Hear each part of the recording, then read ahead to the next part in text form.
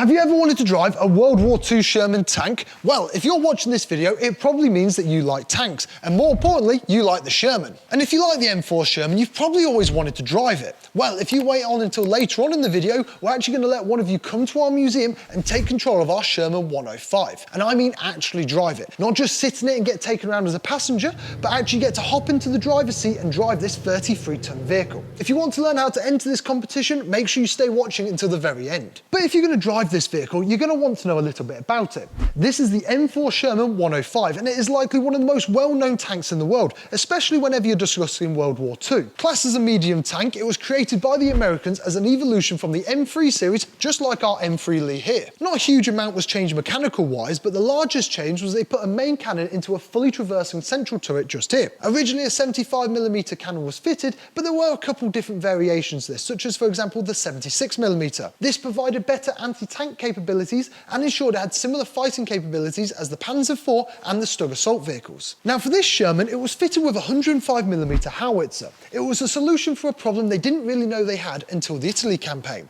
This is where the M7 Priest didn't work very well in direct fire roles that it was sometimes called to fill. Now the Sherman 105 wasn't intended to engage with combat with enemy tanks, as their job was to provide more powerful close fire support and lay down smoke. Now this vehicle behind me isn't actually a Priest, it's our British version called the Sexton, which they are quite similar in the fact that they're both open-topped. So when they received return fire, it left the crew extremely vulnerable to overhead shell bursts. So by putting the 105mm into an armoured turret, it very much helped protect the crew. The 105 was great at knocking out pillboxes, soft-skinned lightly armoured vehicles, infantry and artillery encampments. And if they were suddenly surprised by an enemy tank, they were issued with high explosive anti-tank rounds known as a heat shell for self-defence. We're going to hop inside the Sherman now, and I'm going to show you guys where the driver sits, which is where you could be sitting if you win this competition. Now it is a little bit darker in here, but if you can make out just here, I'm currently sat in the driver's position, and here are all the controls that you're going to need to actually drive this vehicle. Here down at the front, you've got your hand throttle just here, the fuel primer pump. On your left, just like a normal car, you've got your clutch, and on the right, you've got the accelerator. These two things here are steering tillers. So left obviously goes left, and right goes to the right. And the best bit is the horn just here, which isn't working right now because obviously the vehicle's not on, but when whoever wins the competition is driving, they will get to click it and hopefully honk the horn. Here down on my right hand side, you've got the gear selector, which you can see is quite a bit more clunky than a normal car one. And over here to your left, you've got your dashboard. Obviously dashboard, it tells you how fast you're going and all that good stuff. But here you've got your main lights, which fuel tank to use, either left or right. The magnetos, which obviously get the engine started, and your normal starting buttons. And here you can see in the back here is where you would have your three other blokes. So obviously you would have your commander and your gunner just there, and you would have your loader just over here. The ammo would be in these boxes just here, and pretty much anywhere else you could fit it in. And just to the right hand side of the driver, this is, well, Stuart's just there. This is the bow gunner, or what you call the co-driver. He'd have his 30 cal machine gun there, and if you look just behind him, that's the escape hatch. So if it went upside down,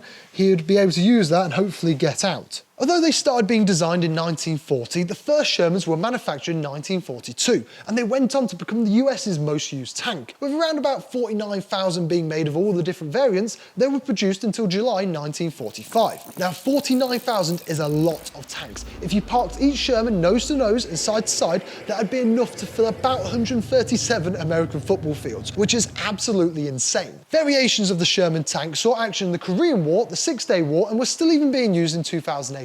This is when Paraguay retired 3 Shermans from the Presidential Escort Regiment, which marked the end of service of the final Shermans in use anywhere in the world. Now for the 105, the armour was slightly thinner than usual, range of about 63mm at the front, 38mm for the sides and rear, and 19mm for the top. The mantlet was 91mm thick, and the turret was about 76mm, so all this armour made it weigh roughly about 33 tons. All this weight needed a powerful engine, so they used a C4 9-cylinder radial petrol engine, which was originally from aircraft. This allowed it to get speeds of up to 30 miles per hour on road. So after learning all of that, I'm sure you want to know how you can get chosen to drive our Sherman.